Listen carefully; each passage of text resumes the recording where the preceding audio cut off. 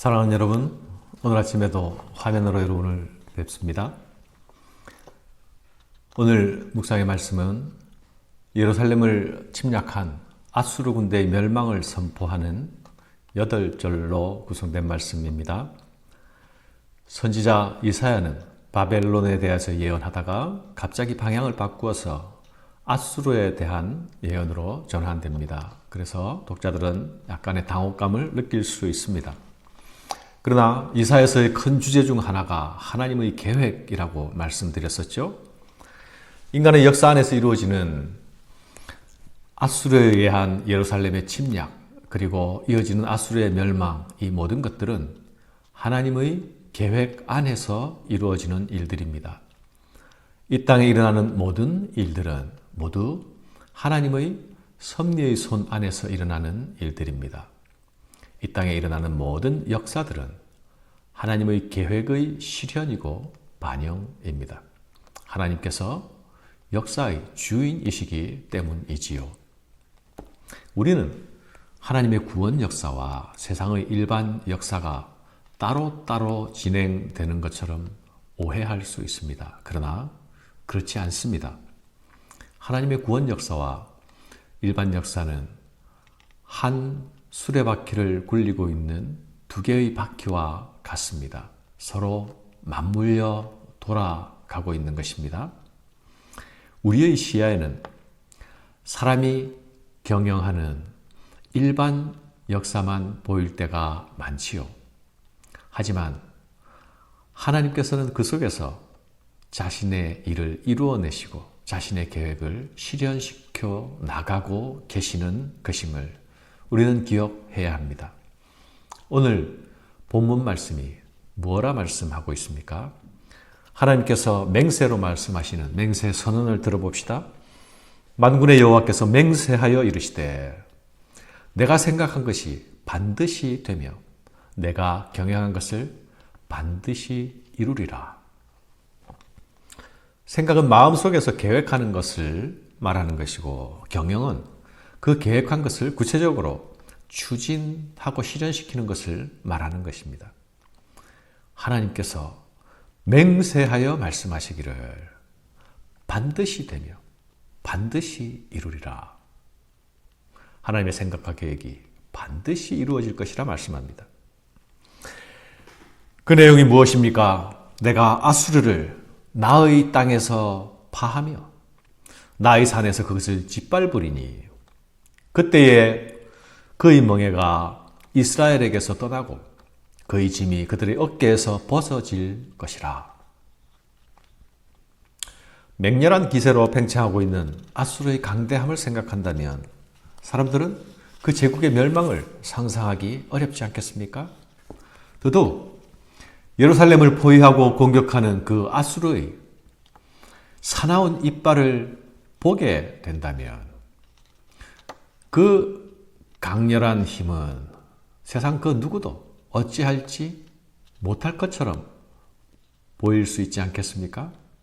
그러나 하나님은 이 아수르를 내가 파하고 내가 짓밟겠다 말씀하십니다. 사랑하는 여러분, 하나님의 마음속에 감추어져 있던 경영 계획이 이사야 선지자를 통하여 드러나고 선포되고 있는 이유는 무엇입니까? 아수르의 멸망에 대한 예언은 단지 미래의 될 일을 살짝 보여주는 것이 아니죠. 이사야를 통해서 공개하시는 이 예언은 하나님께서 자기 백성을 위하여 계획을 가지고 계신다는 것을 알게 하기 위함입니다. 하나님의 구원 계획. 그때에 그의 멍에가 이스라엘에게서 떠나고 그의 짐이 그들의 어깨에서 벗어질 것이라. 사랑하는 여러분, 아수르의 멸망과 심판에 대한 예언은 이스라엘에게는 곧 구원의 메시지가 되는 것 아닙니까? 하나님께서 맹세하여 말씀하시고 내가 반드시 이루시겠다고 다짐하여 말씀하시는 이유는 내가 너희의 구원자가 될 것이다. 내가 너희를 지키는 자가 될 것이다. 라는 말씀이죠. 어리석은 자들은 눈에 보이는 강함을 쫓아서 이리 줄을 서고 저리 줄을 댑니다. 눈에 보이는 안전을 찾아 동으로 분주하게 달려가고 서로 분주하게 달려갑니다. 이스라엘의 지도자들은 강한 나라와 동맹을 맺는 그 동맹 정치를 통하여서 나라의 안전을 구할 수 있다고 믿었습니다. 강하고 예리한 칼날이 자신들을 향하지 못하게 만드는 것이 정치가들의 해야 할 일이라고 생각했습니다. 그러나 내가 반드시 이루리라 말씀하시며 제국의 멸망을 하나님께서 반드시 실현시키겠다고 하시는 하나님의 의도는 무엇입니까? 이스라엘아, 너희들이 달려갈 곳은 어디이냐? 너희들이 진정 의지해야 할 곳은 어디냐? 너희를 스스로 보호할 수 있는 가장 안전한 곳은 과연 어디냐? 라는 물음에 그들이 스스로 답할 수 있게 하시기 위함입니다. 사랑하는 여러분, 우리가 세상의 강함 앞에 우리의 머리를 숙일 수밖에 없는 존재들이 아닙니까? 그렇다면 우리는 그 강함들을 자신의 도구로 사용하시는 하나님 앞에 머리를 숙여야 할 것입니다. 우리는 오늘도 우리의 안전을 도모하기 위해서 우리의 노력을 다하고 있습니까? 그렇다면 우리가 달려가야 할 것은 하나님의 손에 파함을 당하고 하나님의 발에 짓밟힘을 당하는 곳이 아닙니다. 우리가 달려가야 할 곳은 심판하시는 하나님, 그분께로 달려가야 합니다. 사람들은 언제나 눈에 보이는 것에 기뻐하고 슬퍼하지요. 현상에 매이고 현실에 매입니다. 그 결과 하나님의 손은 보지 못합니다. 아수르가 설령 멸망한다고 해서 블레셋이 기뻐할 이유가 없다 말씀하십니다. 잠깐 보이는 아수르의 멸망은, 잠깐 보이는 그 소식은, 그 장면은 분명 블레셋에게 희소식일 수 있습니다. 적의 패망은 나에게 기쁜 소식이 아닙니까? 그러나 하나님은 너를 치던 막대기가 부러졌다고 기뻐하지 말라 말씀하시고 있지요.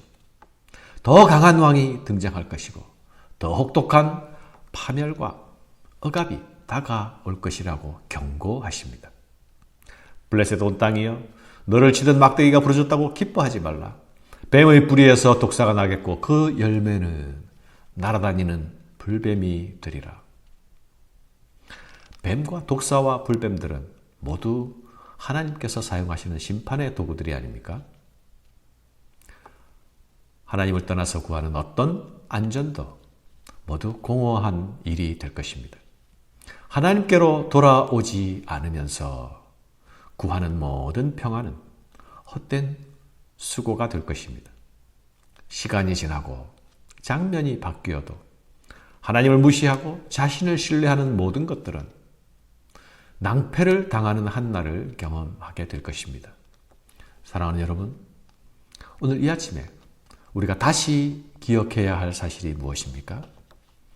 오늘 나를 두려움 가운데로 몰아넣고 있는 문제들이 있습니까? 오직 만군의 하나님만이 내가 피할 곳입니다. 그분만이 나의 안전입니다. 그분만이 나의 평안이십니다.